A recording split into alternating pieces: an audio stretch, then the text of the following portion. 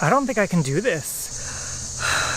That was the thought going through my head when my ex broke up with me, and I needed to cope, and I didn't really know how, but I do know how now, and we're going to talk about that now. So with my last ex, it felt like he was abandoning me when he decided to break up with me, and in truth, he was abandoning me. He stopped showing up to our couples therapy appointments, and he stopped coming home, and he stopped responding to texts. Like, that's the definition of abandonment. So it wasn't like I was imagining it. It was real, and it was scary, and I was afraid. And I've talked before on this channel about the panic system and how that comes online when we feel like we're losing somebody, and that was definitely happening. So panic may be something that you're experiencing if you're in the middle of a breakup, but it was also fear for me because I had experienced a lot of stuff in my life that I won't get into that was coming back up with the breakup.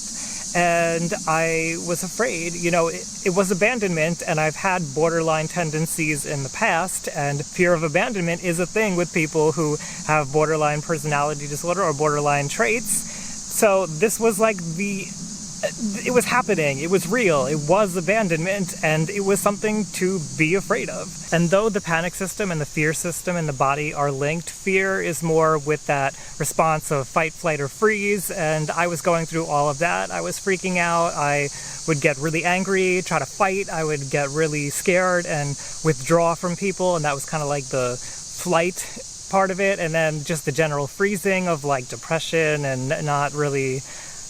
it was exhausting, it was tiring, and I didn't like it. But there are other reasons besides abandonment to feel afraid during a breakup. And during the ex before this, when I broke up with him, the tables were turned, but I was still afraid. I was afraid because when I met him, he had told me that he had a gun, and he had kind of threatened me about it, and that's scary. But I stayed with him because I had poor judgment at the time, and that came back into my mind when I broke up with him because I did it very quickly. I shoved him out of my apartment basically and said, don't come back, and I was afraid, thinking in the back of my mind, like, he could come back and he could hurt me, because during our relationship, we both physically hurt each other. It wasn't like something that wasn't, you know, it was possible. And breakups in general are just kind of scary because the future starts to seem uncertain, and you're not really sure of what your life is going to start looking like when you've been with this person for so long and you've developed these habits with them. So I understand the fear, and the fear is definitely real for most people during a breakup. I mean, breakups are scary. What can we do to cope though? Because I didn't really know how to cope, and I was scrambling to find solutions because it was getting really scary there. The first thing that I think needs to be said is do whatever it takes to make yourself safe and secure. You know, with that ex before my recent ex, where I was afraid of him coming back, I made sure that the locks on the door were locked, and I made sure that in general I knew if he would be around. You know, I did things to protect myself. I thought through a plan of like, what would I do if he did come back? And I know sometimes it's scary to just think about the plan, but I would rather, for me anyway, have the plan in place. And then I just knew I could handle it because I made a plan. And just because you make a plan doesn't mean that whatever you're imagining is actually going to happen, but it's just a precaution, and it's to make yourself feel safe. If it doesn't make you feel safe, then don't do it. I felt okay staying where I was, but everybody's situation is different. You may feel better spending a couple of nights at a shelter for people who have been through what you've been through, or you may have to go to a hotel and take the kids with you or something. Whatever you think is going to make you feel safe and secure, do that. Of course, try not to overreact a little bit too much, and how do I put this? Don't put yourself or somebody else in danger by trying to be proactive and go on the offensive, but keep yourself safe. Even if you have to call up a friend and say, hey, can I crash at your place for a few days or for a week, or maybe even ask them to come over and stay at your place so you're not alone. The next thing that I would say, and this helped me so much, many times during my breakup with my last ex, is to breathe. And I know people hear that and they go, don't tell me to breathe, you're minimizing how I'm feeling. But no, I'm actually telling you to get in touch with how you're feeling. If we are feeling panicky and stressed out and afraid of things, then these systems in our body could be online, and Typically when we go through, especially the fear system, our heartbeat elevates, we start sweating, we have racing thoughts, and we're freaking out, we're clenched down, everything feels stressful. And while this is a good thing when we're in the middle of something scary and possibly life-threatening, it's not a good thing when we're just going about our day, when we're at the supermarket and we're at work and we're in a safe place and obviously nothing's going to happen to us. It's not good to be clenched down and freaking out all the time. So something that you can do about this is to pay attention to how you're breathing. Now, if you're like breathing really fast and you're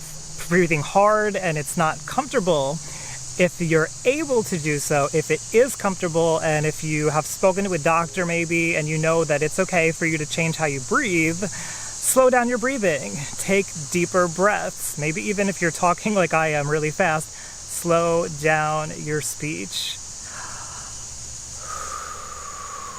Make sure you exhale everything too. Don't just like breathe in a big deep breath and just hold it. Make sure you're letting go of everything. Now, the reason why I say to do this is because it will slow down your heart rate if you continually breathe slower, because your breathing and your heart rate are linked together. And when your heart rate starts to calm down, you won't feel so anxious and you won't have as many racing thoughts because you're calming your whole body system down. Related to this, if you're somebody who dissociates a lot, and dissociation, if you don't know, is basically like zoning out, feeling tired all the time, losing chunks of time especially, all of those kinds of things where we don't feel totally 100% in our body, or we don't feel totally connected to the world around us. And it's normal to go through that like day to day. It's not like scary or weird or anything, but if you do it a lot, if it is a problem, then you may want to try some grounding techniques in addition to the breathing. Grounding techniques are basically just ways that you get back in touch with your body. So, for instance, you could light a candle and smell the candle and like connect with the smell, really smell it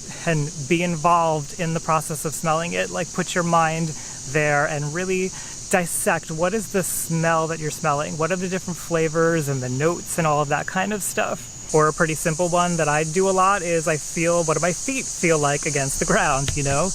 I have my feet down here and right now I'm feeling them.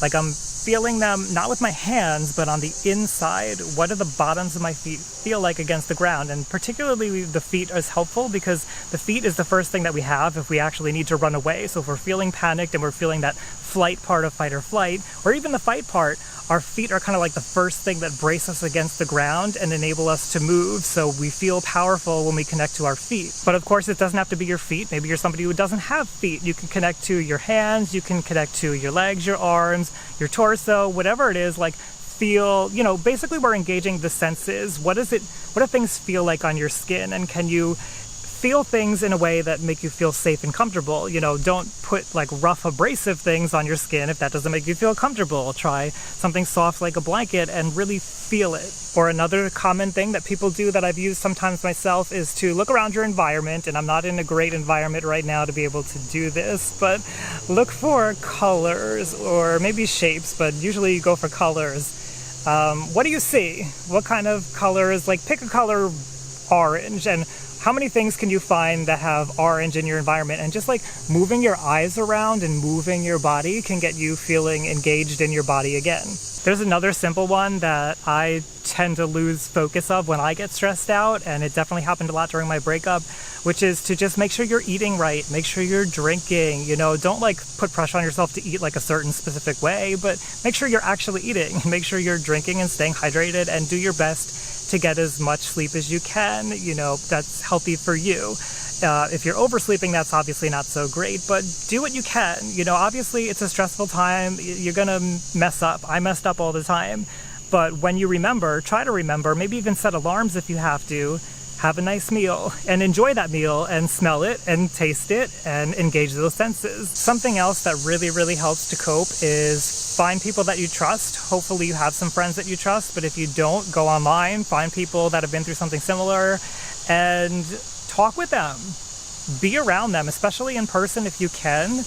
Being around people that you trust helps restore your faith that there are people that you can trust and that you can talk about, you know, the breakup with them, and they can be supportive and validate you. But even if not, if you just go out and have a fun time, like, you're allowed to do that too, and that can take your mind off of the breakup. Just being around people that we care about, who we feel care about us, that can activate these systems in our body again too, like the care system, where we start to feel more confident because oxytocin starts flowing through our body. And something else that really helped me, because I do this a lot, I think we all really do this, I think this is just how our bodies work. When I get afraid and when I get stressed out, I tend to shrink down my sense of time really small, and I only see what's happening in the next day, hour, sometimes next few minutes. Like, that's all I can see. I can't comprehend beyond that because I'm so scared. But usually, if you can stop the train of thought going through your head and think about it, what's going on right now is probably not going to matter in 5 years. If you can think 5 years ago, what was going on back then, does that matter anymore?